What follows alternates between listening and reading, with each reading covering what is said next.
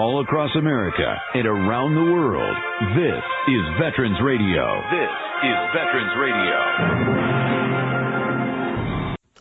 Welcome to Veterans Radio. I am Jim Fausone. I'm the officer of the deck today. We've got some great programs for you. I think you'll find very interesting. We always want to remind you can find more about Veterans Radio at its Facebook site or at the web. Veteransradio.org is our new URL, veteransradio.org, where we're on the web 24/7. You can find a lot of our podcasts there as well. We post new ones every Tuesday, so you can get a new story, a new interview, something you didn't know before by going to veteransradio.org. And before we get started, we want to thank our sponsors. First up, we want to thank National Veteran Business Development Council, nvbdc.org. It was established to certify both service-disabled and veteran-owned businesses. You'll find out how they can help your business by going to nvbdc.org. We want to thank Legal Help for Veterans. Legal Help for Veterans fights for veterans' disability rights all across the nation. You can reach them at 800-693-4800 or on the web at legalhelpforveterans.com. We want to welcome back to Veterans Radio today Brigadier General retired Doug Odie Slocum. General, welcome back to Veterans Radio. Jim, it's great to be back. How are you doing today? Well, really good. And for those who are wondering, we talked to the General before as in his role as president of the Michigan Air and Space Force Association, AFA, the Michigan chapter. But this time we're going to focus on something that he just recently did, and that is publish a book called Violent Positivity, A Fighter's Pilot's Journey, Leadership Lessons on Caring for People. General, this had to be a labor of love. I think it's 300 plus pages. Yeah, it is. It actually was started off as an idea of the things I used to travel and teach around the military and around with some of our allies around the world. And I found out as I did it, I kind of had to write it the other way around, which was the path of how I got to doing what I was doing. So it's a lot of life lessons that ultimately then talk about all the cool things we were able to do, especially here in the Michigan area as the commander itself, or just caring for people, doing good things. Well, I want to give people a little more of your background than we were able to do last time, where we focused on AFA, and remind folks that you were a command pilot. You had over 4,000 flight hours. You've flown aircraft from the F-4, the F-16, the A-10. So you had quite a history of flying, but in doing a little research, you even refer to yourself as a military brat. Tell us why. Well, military brat has actually nothing to do with my service. That means my dad was in the military. So I grew up in that military lifestyle, moving all around different places around the world, and, living under that type of culture and everything else. And it's a unique experience. Anybody who has grown up as the dependent of somebody in the military understands that term of being a military brat. Yeah, I've had a chance to talk to some folks who are, and actually there's a big percentage of people who fit that category, and it's something to be proud of because you had a pretty unusual career before the military, if you want to call it that, from life experiences, because I assume that you went to all different bases. Did you also go overseas? We did. Some of the stuff I get to talk about in the book is as a young kid, being in Germany during the height of the Cold War when Berlin was a split city. And we actually traveled by train to Berlin and, spent some time there. And I have some very vivid memories of that, standing against the Berlin Wall. We even took a bus trip and went into East Berlin. I actually have some old color slide photos of Brandenburg Gate from the other side. It's unique types of experiences you get being a military brat. Yeah, it's actually an education you were getting. You didn't even realize it, I suspect, at the time, that you got to see the world, you got to see other cultures, hear other languages, eat other foods. I mean, it's for a kid growing up, it can be hard because you're moving, you make friends, and you move again, but you also get to experience a lot of things, don't you? You're exactly right. When we came back to the States later on, we were at Travis Air Force Base, and I can remember my dad dragging me out to the flight line one day, and I didn't want to go. I'm a young kid. But we were waiting for a plane to land. There were cameras around, and I witnessed, finally this transport plane taxis in, and it takes a little while, and people start getting off, and there's families around, and they're running up and hugging them. At the time, I really didn't want to be there, but what my dad took me to witness was the first stage of Operation Homecoming after the Vietnam War, when our POWs were returning to the continental United States. And man, what just a little imprint on a young kid, and what an impression that can make. And really, for our younger listening audience, the Operation Homecoming was just that. It was a massive effort to return prisoners of war from Vietnam. And so I'm sure that left a sort of a deep impression on you about not leaving men behind, even if they had spent years in POW concentration camps all over the world, but here in particular in Vietnam. So that had to be pretty impactful. Well, it was. And it's part of why I tell that I ended up joining the military, because a lot of these experiences, whether it was Berlin, Travis, just the two examples that I used there, that told me that there was good and bad. There was right and wrong.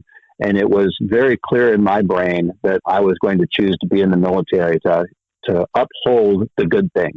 One of the ways you get there, and I want to talk a little bit about this because I think it's been somewhat lost in today's generation, who think, man, there's no way I can go to college.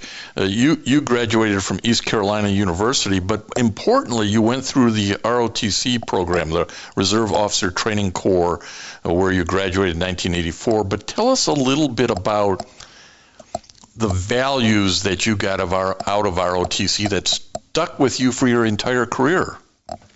Well, there's a lot of lessons on many sides. Obviously, just from a curriculum standpoint, being able to learn about the Air Force.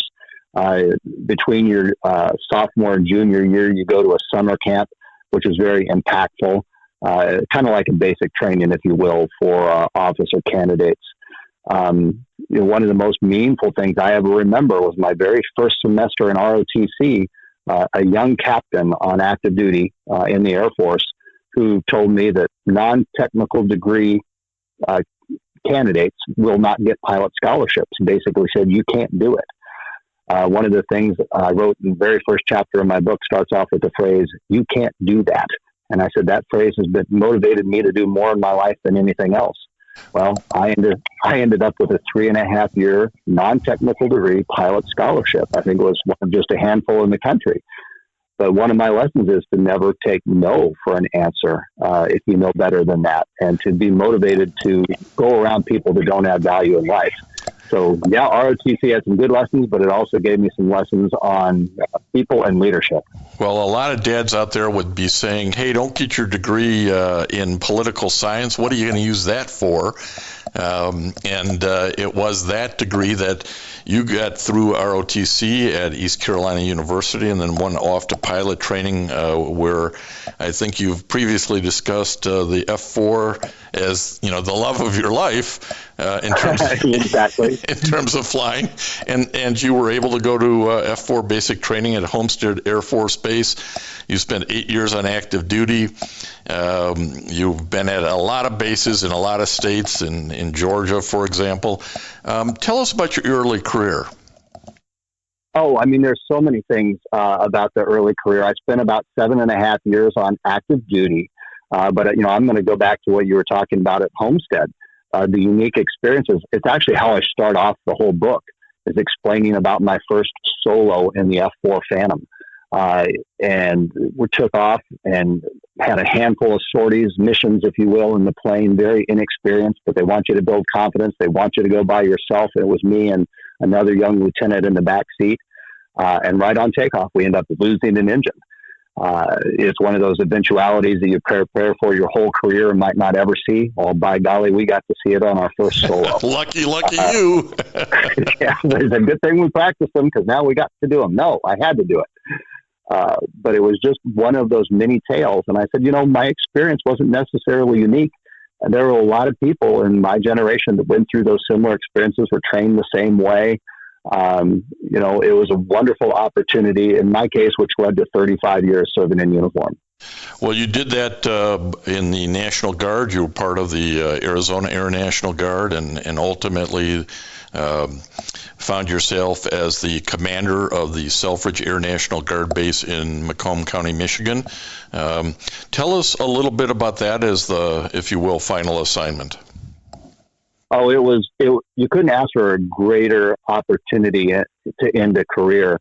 My almost 5 years that I got to spend at Selfridge and the wonderful men and women of Michigan's hometown air base.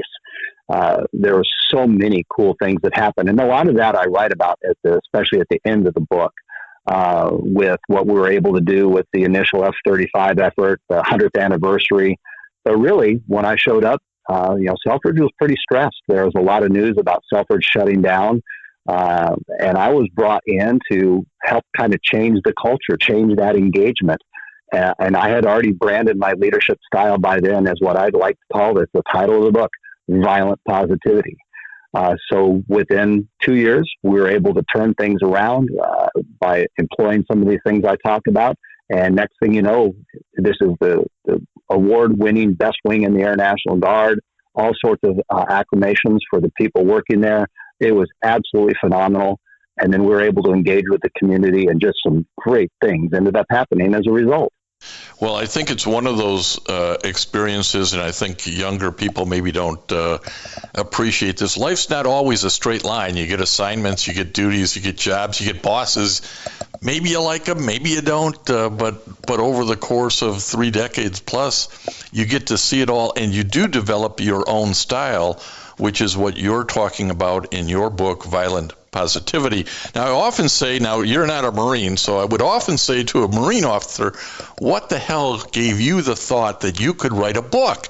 But you actually had spent a lot of time in service writing training manuals and safety academic lessons and textbooks. So you had a little more, maybe a little more readiness to go ahead and write about your leadership style because of those experiences. And we're back to maybe that political science degree really worked out pretty well because you wrote a lot more than you would have in a technical field.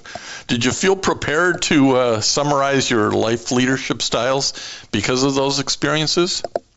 Well, I felt the need that I wanted to. I felt there's really cool stories that we needed to talk about and need to be told.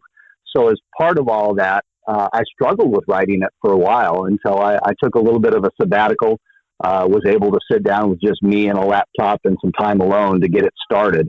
And it got me down the path of what ended up being a lot more of an autobiography type of a story of how I got there than I ever intended it to be from the beginning. But we've been able to document some great things, and it's been a fantastic career. Well, one of those things that you do as you increase in leadership, and you talk about in the book, is the thousands and thousands of airmen and personnel really from all branches of the military and Homeland Security and our partners overseas. I know you worked with a number of countries that sent airmen, pilots over. So it's those experiences that really let you build your leadership style. Talk to us about that a bit and what folks can find in Violent Positivity, which is now out and available for purchase from, among other places, Amazon. But walk us through a few of your ideas. Well, easily. That's great. In all those experiences, one of the things I got really astute at doing is basically observing. And I was able to watch, and I watched good leaders and figured out, some of those things in these good leaders. So I wanted to mimic the things that I wanted to replicate. So I would seek out that. So I'm mimicking the good, but then at the same time, I'd make an opposing list of I wanted to make sure never to do, and then making that long list from these same observations. So my leadership style is certainly adapted over the years, but it's been influenced by some amazing leaders, by some incredible experiences. And, you talked about traveling abroad is a perfect example, working with our allied air forces around the world. have been a lot of those experiences, and some of them weren't in uniform either. Whether it was participating in a band for a long time in Arizona, or a church that I was actually involved with, where I ended up going on a mission trip to Moscow a number of years after the wall had fallen and everything there. So it all adds up over time to hone and shape everybody's individual approach. And this ended up with my leadership style of violent positivity. Give us some maybe examples of that, General. I think people hear the word leadership and they go, I'm not a leader. I don't have 4,500 men in my wing. But I think you're trying to pass along lessons that have a much broader impact, aren't you? Oh, absolutely. I think some of the most effective leaders I've ever met are people who don't have titles of leadership within an organization. As I say, a leader is anybody at any given time who, given the opportunity, is able and available to lead. And you never know when that opportunity is going to present itself. But once again, from the middle of an organization, anybody can have influence. It takes one person with this approach to positivity, and you can be that agent of change within an organization, impacting the culture. Just like if you hang around people who talk bad, you'd have a tendency to talk negative and all also. Well, the opposite's true. People love positivity. They're attracted to people who have that positive outlook, and it is contagious. We can have a pandemic of positivity. You describe your approach as people-centric. Can you tell us what that means? Well, sure. A number of the projects I got to be involved with in safety was a large part of it, was ensuring that every single person gets home safely every night, whether that was through the Air Force's designated programs or the fact that I had some very cool bosses that let me figure out what those goalposts were. I developed a program for aircraft maintenance that the Air National Guard ended up adopting, and then the whole Air Force and a number of Air Forces around the world that talks about the principles of how people plan and prepare, how we communicate, the concept of teamwork, how to make good decisions, and these types of things. And man, we were able to move the needle on making the organization safer and more efficient. And that's just one example. Another one of my favorite ones I got involved with, and I talk about this, and it's painful to talk about a little bit, are the people that I've known through my life that have committed suicide. And I had the wonderful opportunity to inherit a project and run with it called the Wingman Project, a national level suicide prevention program. And you want to talk about a program of passion, because I think, there's no higher calling than making sure that people get home safely every night. Well, I think in today's society where there is so much focus and concern on mental health, rightfully so, and almost everybody in life goes through some struggle at one point or another, having an awareness of, hey, is this person heading towards that darkest place where they think their only option is suicide? It's kind of all of our jobs, isn't it, to prevent suicide? Yeah, well, definitely. And the idea is to teach people to understand so they can see the warning signs if they exist. In a lot of cases, they don't. But if we're able to see them, perceive them, then give that real simple, what we call, in this case, the ACE, the Ask, Care, Escort model of what to do once you recognize any of these signs. I even was talking to the younger folks across the Air National Guard, and they gave me some great ideas. We were able to build an app that gave resources, gave information, but my favorite feature of it of all was one step and one tap to be able to get to the nearest mental health provider. Part of that escort, Ask, Care, Escort, get somebody to professional help. Bam, we could do it on an app with just hit this here. They asked for it. We made it happen. And what a great testament to what you're supposed to do as a leader, is to listen to people and make things like that that are useful, that make an impact, happen. Yeah, I think at times we all think, well, I shouldn't interfere because I'm not an expert. I don't have a degree in psychology or whatever it might take, or counseling. But if you care about people, it's more than that, isn't it? It's more than the PhD label on you. Well, and whether it was the safety programs I was involved with or the Wingman Project, the whole idea is to empower people to speak up.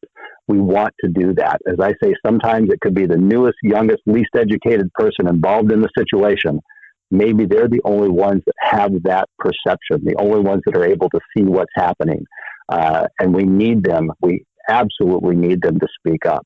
And it's all about empowering people. Man, you hit the nail on the head with that one. As you were writing Violent Positivity, were there things in going back in time and looking at some of this that even surprised you? Geez, I didn't realize that principle or that idea was planted back then and was working through my career. Oh, absolutely. When I was writing the book, I actually had a revelation of an individual who set such a great example for me in pilot training.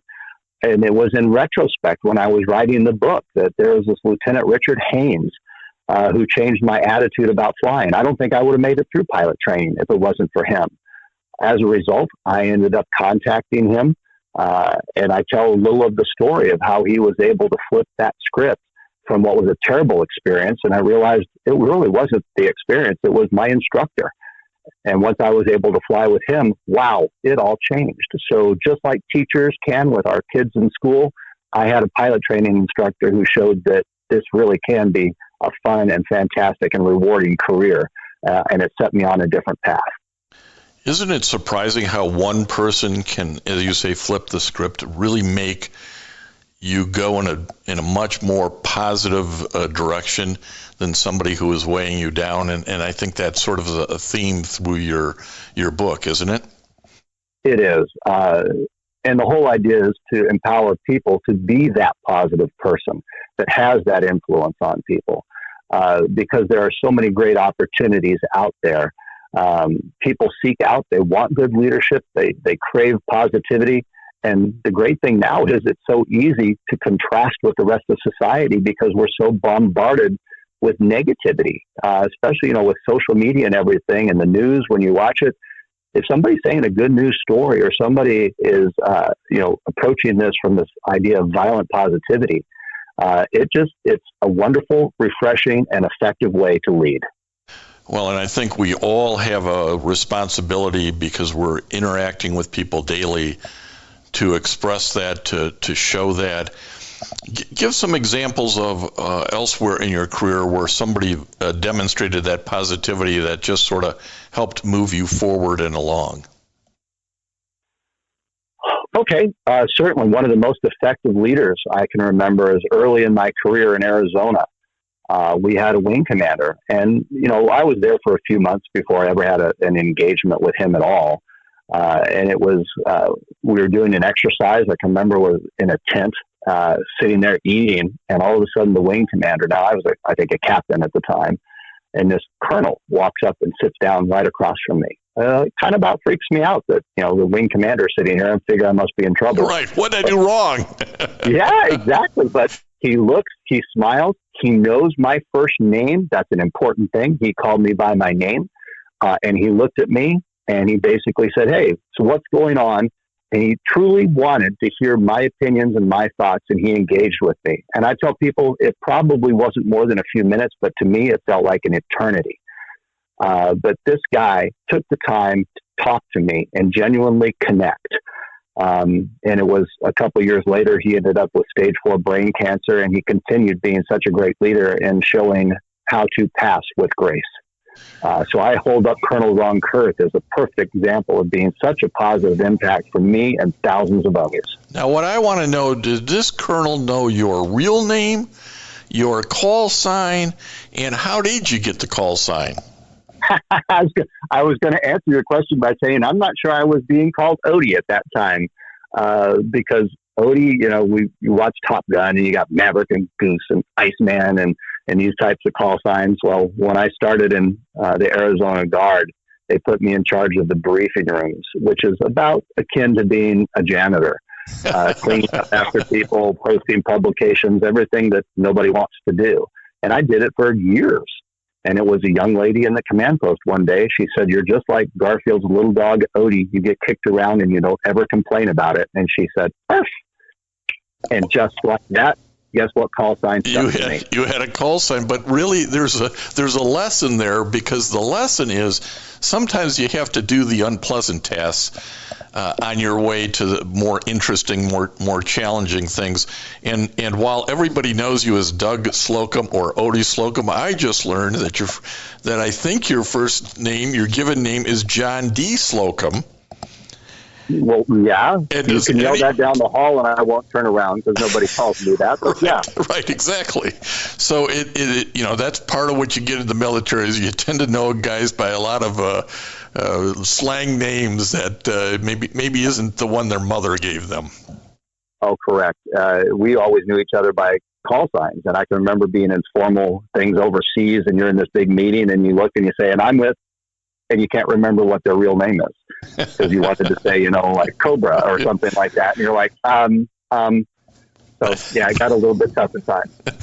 So who did you write Violent Positivity, A Fighter's Pilot Journey, Leadership Lessons on Caring for People for? Who was the audience you're trying to reach here? It really is much broader than you would probably want to guess by the title and the cover and all of the book. Anybody who's interested in caring for people, there are lessons in there. Yes, there are leadership lessons, but it really goes all the way. It can permeate from an individual to an entire organization. It outlines ways to get to some wonderful outcomes, raising the bar of excellence, and just changing the culture within an organization. And once again, it goes all back to that power of one person there. So, Odie, if folks want to know more about the book, how to get it, or more about what you're up to, what's a good way for them to connect with it? Well, the easiest way is just the title of the book, which is violentpositivityandad.com. We have a website up there that has more information. There's you can click to order the book. Whenever we have book signings, events, I've made a whole short series of video stories from the book. All those are going to be available on violentpositivity.com. Well, we really appreciate you spending some more time with Veterans Radio today to talk about leadership, to talk about your lessons in life and passing those on to others. We really hope you have just tremendous success on this, General. And as I say, Veterans Radio is thankful for your time. Well, I thank you for your support. It's always great to talk, and our wonderful veterans out there, for all of you, thank you for your service, what you do. This country owes you a debt, and we should be doing everything we can to take care of our wonderful veterans. So, Jim, thank you for taking that cause on and being a champion. Oh, we're glad to do it. We're glad to talk to military brats and guys who go through ROTC and have such wonderful careers. Great. Well, it's great to share the lesson, and it's always good to talk with you. And I want to thank everybody for listening to Veterans Radio today. I am Jim Fausone. It's been a pleasure to be your host. I'm a veterans disability lawyer at Legal Help for Veterans, and you can reach us at 800-693-4800 or legalhelpforveterans.com on the web. You can follow Veterans Radio on Facebook and listen to its podcasts and internet radio shows by visiting us at veteransradio.org. That's veteransradio.org.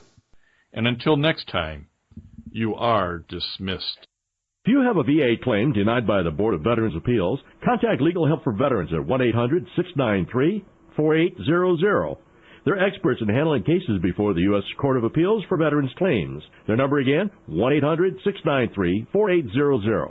We again want to thank our national sponsors, the National Veterans Business Development Council, NVBDC.org, VA Ann Arbor Health Care System, the Vietnam Veterans of America Charles S. Kettles Chapter, Ann Arbor, Michigan, VFW Graf O'Hara Post 423 in Ann Arbor, and the American Legion Press Corn Post 46, also in Ann Arbor. We appreciate all your support. You can go to veteransradio.net, click on the sponsor level, and continue to support keeping Veterans Radio on the air. And until next time, you are dismissed.